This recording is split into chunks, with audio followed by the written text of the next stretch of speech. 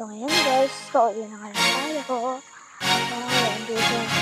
Nagpunta ko kasi ako kakasin ko yung may ilaw. Yun.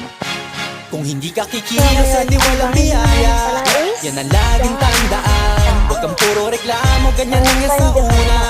Basta sipag at tiyaga, di na mahalaga kung mabilis o mabagal. Huwag lang magkulang sa gawa, maniwala ka lang, lahat din ay magbubunga.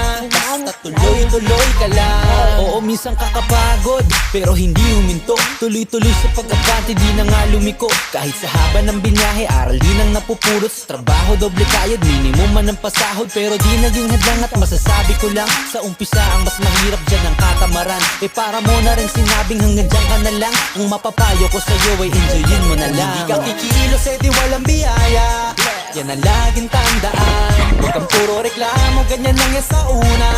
Basta sipag at tiyaga. What's that? So guys, so for today's video, mga vlog natin ngayon. Sana mag-subscribe kayo. And salamat sa inyo. Ito na lang namin yung buhay namin. Bye!